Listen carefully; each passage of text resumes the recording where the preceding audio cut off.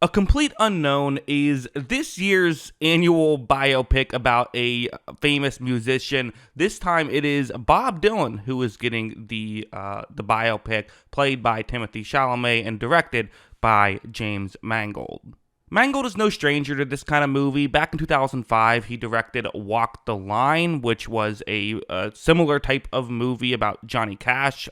I never checked it out, but he has done this stuff before, so this is nothing new to him. Heading into this movie, it's honestly one that I probably wouldn't have checked out originally. I'm not a Bob Dylan guy, but it is getting, I think, interesting reviews. Currently, I mean, if you use Rotten Tomatoes, which I usually don't, but if you do, it's 79% critic score, but it's at 96 audience score. And in fact, I Google usually the name of it just to get the IMDb page up so I don't mess up an actor's name like I usually do anyway. But just when you do that, the Google audience ratings come up, and it's like ridiculously high. It's like 4.8, which I don't think I've ever seen one that high. So the general audience is very much enjoying this film. And not just that, but it's getting a lot of critical acclaim in terms of Oscar kind of stuff. Many are saying that this could get plenty of nominations, including Best Picture, and Timothy Chalamet almost feels like a lock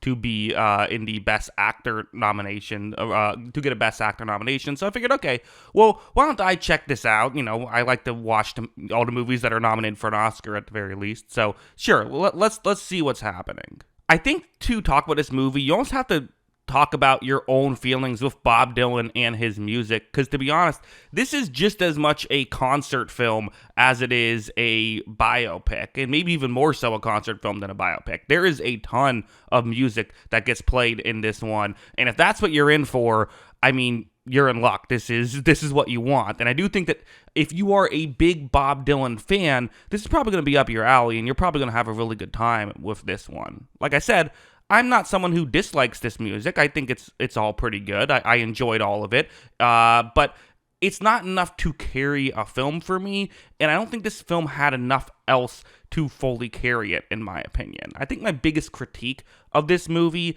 is the character of Bob Dylan, who we really just didn't know a lot about, which might have been intentional. I mean, after all, the movie is called A Complete Unknown, right? We touched on some interesting things, like we touched on him being involved in the civil rights movement, and there was often, political things happening in the background as he's writing his music, but we never really dove into any of them, and more than any of it, I never fully understood why he wanted to be a musician so much and what he cared about with his music. I certainly understand why everyone, to some degree, would want to be a famous musician, but why did he in particular want to? It really never dove deep into that, and because of that, I never really felt like this was a character-driven movie. I was never that invested in any of these, in any of the things that were happening. It's also worth mentioning, he wasn't the most likable character in a lot of moments. In fact, he kind of straight up sucked in a good chunk of this movie. And again, I think that was intentional to some degree, specifically with how he treats the woman in his life, which was a main through line throughout this film. Again, that's intentional. That it's not like I'm saying that it's a bad thing to have maybe a protagonist that isn't fully likable, but it didn't really give me much else than that. The only kind of, I think, real investment I got was by being annoyed at some of the stuff he was doing, which is cool. That's something that I like in a movie, but there wasn't a ton more than that. Let's go to more positives here, because there are some great things about this movie. For one thing, beautifully shot. I love the look of this movie. 10 out of 10, no notes in terms of that department. I thought it looked fantastic. And the acting, which is getting a lot of praise, deserves the praise. Timothy Chalamet, who I can sometimes be a hater on, I don't really know why. He's great in this one. And again, that's not coming from a place of knowing Bob Dylan and being impressed with the impression. That's just me, liking the performance itself from that.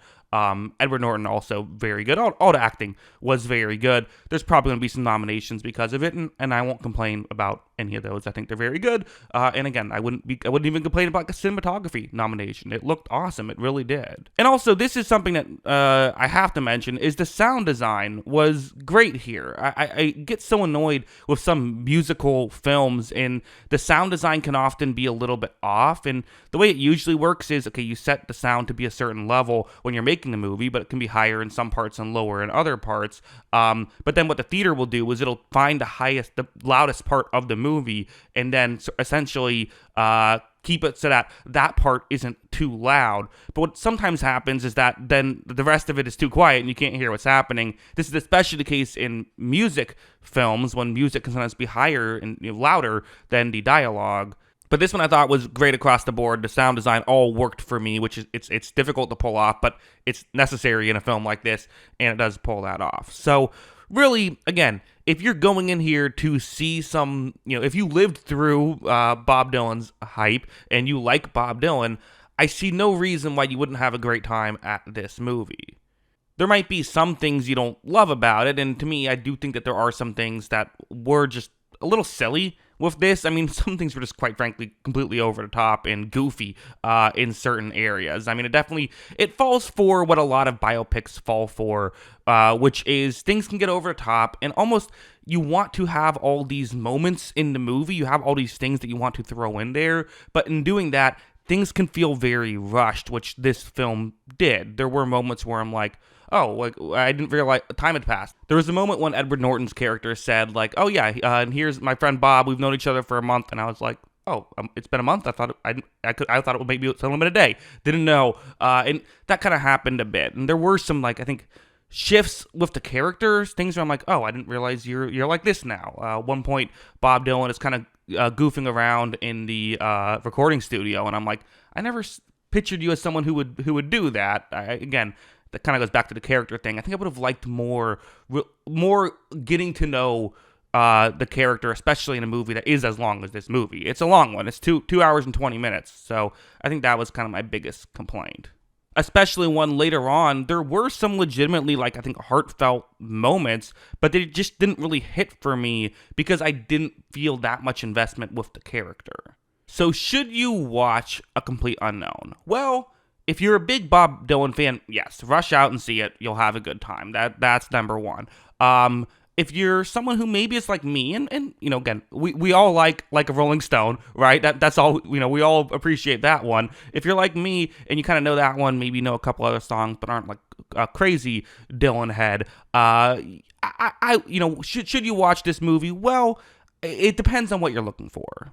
It is a by-the-books musical biopic. It's not doing anything fancy. It's not attempting to break new ground. It's trying to make a good movie, a good conventional biopic movie. And if that seems like something you would be interested in, even if it's not the music you love, then definitely check it out. If you're like me, though, and that's not really your thing, then I would say maybe this is one to wait until it's on digital, or perhaps just skip altogether.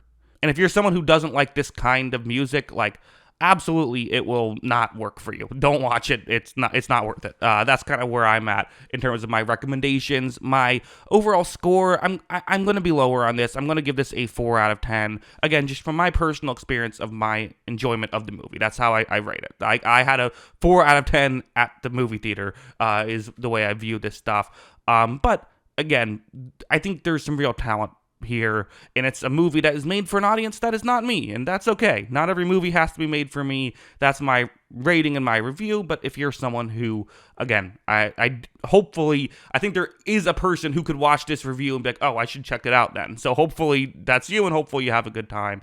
But it is not me. So yeah, those are kind of my thoughts on all this. If you're on Letterboxd and you want to follow me there, you can. It's at Jackson Kruger on there, so check that out. Let me know your thoughts on A Complete Unknown in the comments below. Always love hearing from ya, and of course, as always, thanks for watching.